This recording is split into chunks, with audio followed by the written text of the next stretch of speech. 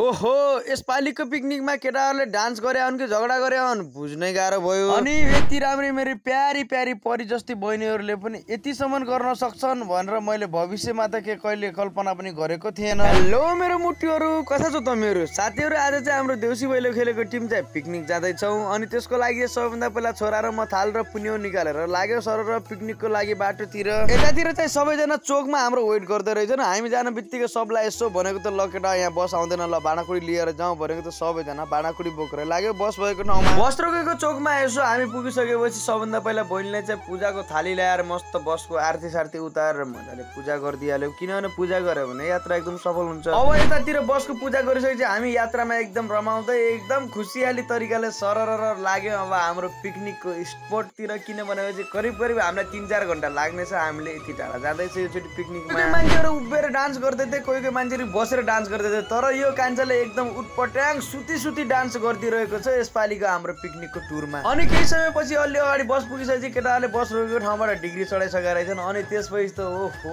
हेर्नुहोस् त यिनीहरूले डान्स गरेका हुन् कि झगडा गरेका हुन् पत्तै लाग्न थालेन। केटाहरू चाहिँ यतातिर पछाडि मस्त डान्स गर्दैछन्। अनि हामी बाउछोरा मजाले सिटमा बसेका थियौँ। अनि त्यतिखेर देखेँ यति धेरै मान्छेहरू रोडमा हिँड्दैछन्। किनभने यिनी पनि पिकनिक जान लागेका रहेछन्, तर यिनीहरूको बस बिग्रिरहेको रहेछ। अनि खुट्टाले हिँडी अगाडि जाँदै रहेछ। साथीहरूले अहिलेसम्म यो भिडियो हेर्दै हुनुहुन्छ भने चाहिँ एउटा रिक्वेस्ट गर्छु, यो भिडियोलाई लाइक पनि गर्नु होला, कमेन्ट पनि गर्नु होला। किनभने मेरो आइडीको पुरै रिच डाउन भएको छ। फुल कटेर अलि अगाडि गएको थियो। हेर्नुहोस् त स्याउलेको बजारमा यति राम्रो नेपालको राष्ट्रिय झन्डा फहराइरहेको छ। स्याउले कट्ने बित्तिकै हामी पुग्यौँ अत्तरिया चोकमा। हेर्नुहोस् त अत्तरिया चोकको यति राम्रो दृश्य, आहा कति राम्रो कति सुन्दर, एकदम दामी क्या, एकदम दामी। यस्तो छ हाम्रो सुदूरपश्चिमको अत्तरिया चोक। अत्तरिया पुगिसकेपछि हामी लाग्यो ठाडो बाटो पहाडको साइडतिर। यहाँसम्म पुगिसकेपछि तपाईँले थाहा पाइसक्नु होला। यो भगवानलाई साँची राखेर भन्नुहोस् त हामी कहाँ गएको कमेन्ट बक्समा ल त ल। केही दिन बसमा रमाइलो गर्दा गर्दा हामी पुग्यौँ सरर गोदावरी। कतिजना साथीलाई त लाग्यो होला हामी साँच्चै गोदावरी नै जाँदैछ भनेर कमेन्ट पनि गर्नुभयो होला।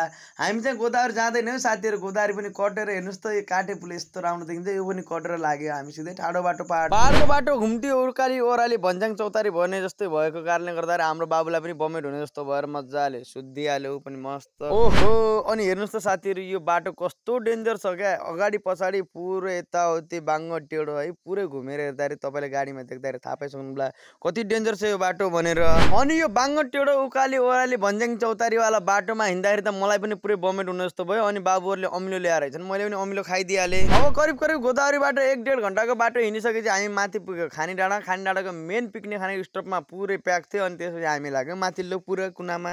माथिल्लो सानो पिकनिक स्पटमा पुगिसकेपछि त्यहाँ आगो सागो बाल्यो, कसैले चाहिँ टोपहरूमा गाह्रो लगाउँथे, कसै यतातिर कटिङ सटिङ गर्दैछ। मस्त आगो सागो रेडी भइसकेपछि केही समयपछि यसो चामल उमालेर अनि भात रेडी बनाइदिइहाल्यो। यो पटक चाहिँ हामीले भात र मासु मात्र बनाउँछौँ। किनभने तपाईँले देखिसक्नु भयो होला होइन, अस्ति हामीले त्यत्रो ब्रोइलर काटेको भिडियो हालेका थियौँ। अनि त्यसपछि टक्क यता खानासाना पाकिसकेपछि कान्छोले माथिबाट बसबाट डिजे पनि चार्जबाट निकालेर आयो। हामी केटाहरू चाहिँ यतातिर खाना बनाउन थाल्यौँ। अनि नानीहरू चाहिँ माथि डाँडामा घुम्न गएका थिए। केही समयपछि खानासाना पाक्यो भने चाहिँ आएर मजाले खानासाना खाएर अनि उनीहरू पनि पुरै डिजे सिजे लगाएर बङ्गा त थाले। अब खानासाना खाइसकेपछि केटाहरू चाहिँ पुरै भाँडाकुडी उठाएर खोलामा धुन गए। अनि यतातिर माथिपट्टि बहिनीहरू चाहिँ बस्ने प्रतीक्षालयमा यसो जुटो सुटो पराएको थियो, साफसफाइ गरिदिइहाले। साँझ पखको समय भइसकेको थियो, पुरै धोएका भाँडासाँडा बसभित्र हालेर हामी पनि लाग्यौँ अब यसो आफ्नो गन्तव्यतिर फर्केर गोदावरीतिर।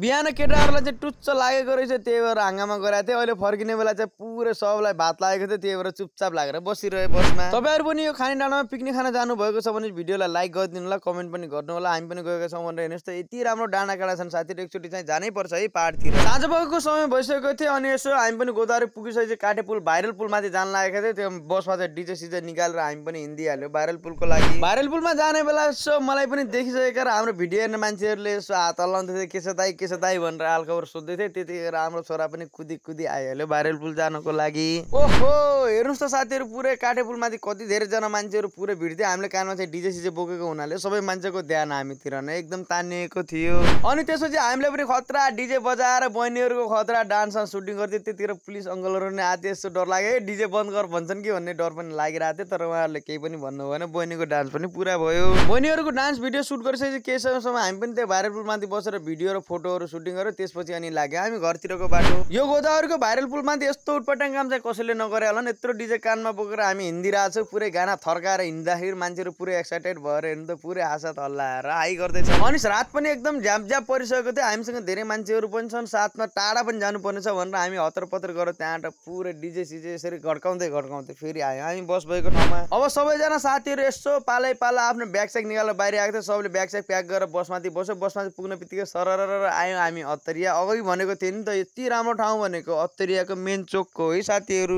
बाटोमा चाहिँ यसो आउँदाखेरि कोही पनि मान्छेले डान्स नगर्दाखेरि हाम्रो बाबुले चाहिँ मस्त गाना बजाएको थियो, मस्त डान्स गरिदियो। अनि फेरि केटाहरू सब घर आएर साँझ पख डान्स गर्यो। भिडियो मन परेको छ भने लाइक गर्नु, च्यानललाई सब्सक्राइब गर्नु, फलो पनि गर्नुहोस्। Okay by.